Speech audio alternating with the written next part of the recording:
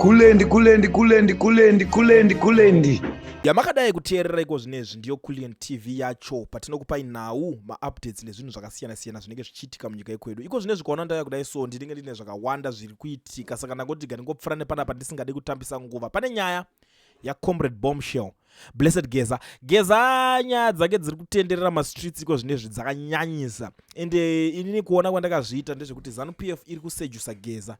Handizozive, pamwe anogona kunge vari kutaurirana something cause iye mudhara Geza agara anongoita zvelife yake, asi munhu wekuti anointeracta nemacitizens zvekudaro mareasons anozivikanwa naye cause munhu weintelligence wazvona. Saka munhu wekuti anenge ari weintelligence anongobudikira paanoda, ndo anonzi atingatoti maintelligence guru, kuti vakanga varimo muchinhu ichi kubva kudhara, vakanga vachingoita zvinhu zvakasiyana-siyana izvi kubva kudhara. But now nyaya iripo word in the street irimo mastreets ese iri kutaura kuti zvoni ZANU PF iri kuti it's high time yatinokwanisa kuregerera Geza adzoke mumusha, adzoke kuZANU PF zvekare, because iye munhu wekuti anga akadzingwa takudzinga mucentral committee zvawaita izvi zvakashata chichisa, saka pari kunzi it's high time yekuti tikwanise kuita se kumuregerera. I don't know why vari kuda kumuregerera, because handinyatsoona kumeka sense kwazvo kwazvinoita kuti cause ivo vari kuti anzi adzoke ayoto ndingina akumbire regerero tomuregerera.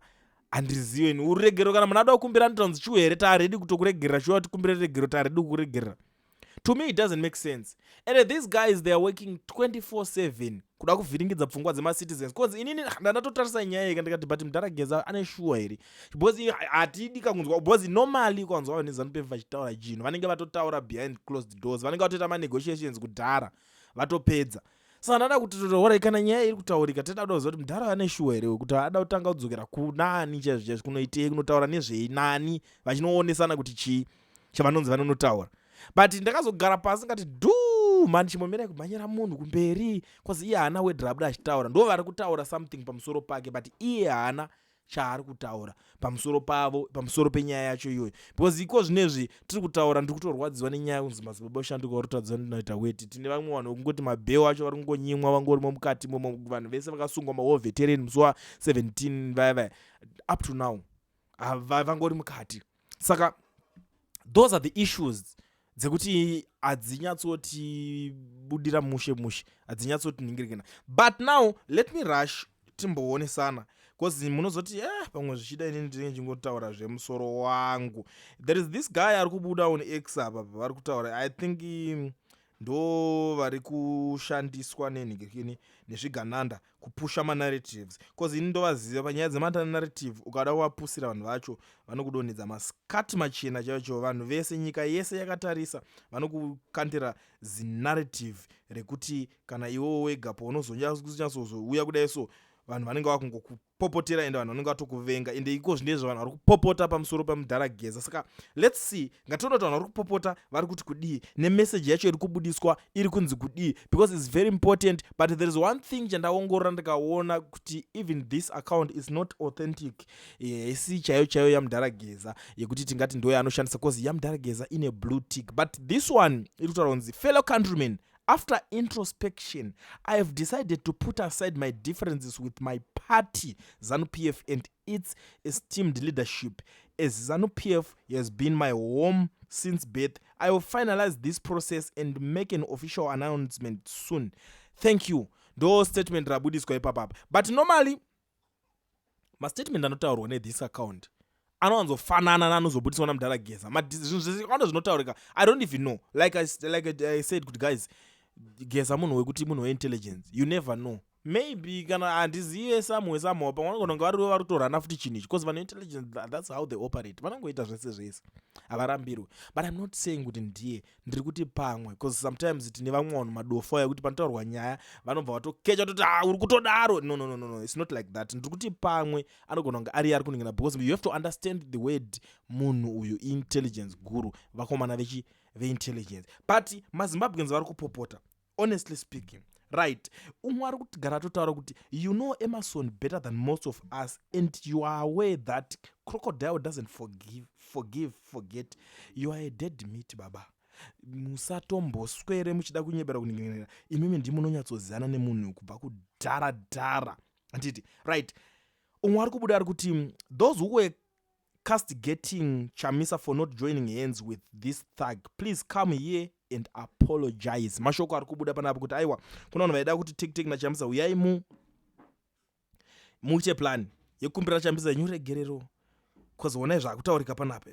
Umwe ari kuti at least there was no blood spilled on your shenanigans. Vanhu havana kupusa, and other thing, do not forget ED doesn't forgive. Nyaya yekuti ED doesn't forgive iri tonyaramba ichitotaurwa nemacitizens akawanda. Andisunyatsoza anombonyatsoita seko mudharaunda zvekuti anonzi anyanya kuforgiva vanhu. Ana hangu I don't have ningirikini yakanyanya kuzara yekuti ndinganyatsonikina, but zvimwe zvacho zvinoto background inochitonyatsozikana nevanhu vekupati kwake ZANU PF ndo vangatokwanisa kutotaura kuti zvinoningirikanwa sei. Right, umwe ari kuti so chaiva chigemu chekusungisa opposition ichi. Madzibaba veshanduko ari mukati, but Geza Mwari ave newe apa wakasungisa nyoka yemabhunu and madzibaba politics soka.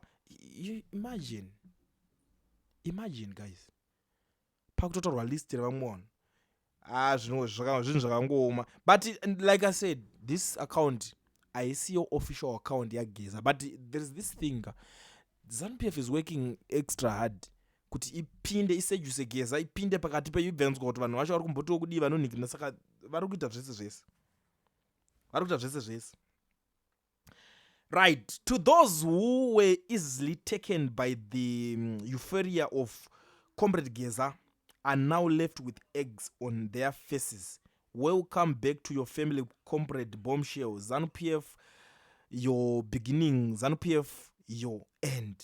Mashoko ari kubva kuno mumwe munhu zvakaoma. Uda kuti kwadza ndine BP semacitizens era komana aiwa imwe kutaurwa zvanzi others are fake court challenges and you were fake protests. Send it, identify under 2030 people. Now war vets are in prison. The crocodile is cleaning the streets. We are lucky is no longer 60 or 70.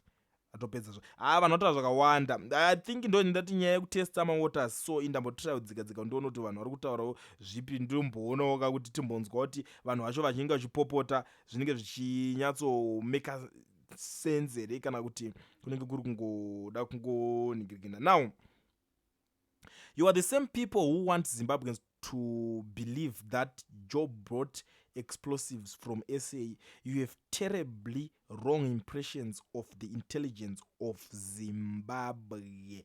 Muri kuinzwa nyaya yacho. Saka muchidimbu chero kana vari kuplana kuti mudhara uyu adzokere kupati yavo, signal chaiyo yabva kumaZimbabweans vatoinzwa, vakutoiziva zvekuti vakoma no action kezve macitizens ndeye action futi. That's the thing here. Nyaya vainzwa kuti vanhu veZimbabwe havasida kuzvinzwa izvozvo. Vanhu vatogara vapopota kuti uda kutraya uda kutraya because zvimwe zvacho ndezvekutesta mawaters. What I know and what I believe is ndara Geza anenge achito every day haana chimwe chaari kuita because munhu akawanda, saka chaari kuita kungotarisa uiona kuti okay, saka vanhu vari kuti chii about Geza ndo zvinhu zvaanenge aida kuona izvozvo. Vanhu vari kuti nditi kudii, okay, after that obati alright, nyaya iyi yekuti vanhu vari kuti kudii ndaiona, so chichimwe chikurongoko andimukuzviona zvinhu zvekuti zvinoitwa nemunhu normally anenge akawanda zvake, but anenge achiona those videos chichichi zvakasiyana siyana. Anozongotiwo kana zvakwidza paya ongoti right fellow Zimbabweans odzoka zvake otaura zvaada kutaura obva arwa pasi oenda. But there is this sad thing yandiri kuona, vanhu vese vanga vachitaura vachitsigirana neGeza's revolution vakabatwa vari mukata, kusina kana one ari panze ataura akamirira nethat Geza revolution kuda kuti yakacrashwa ikapedzwa nayo.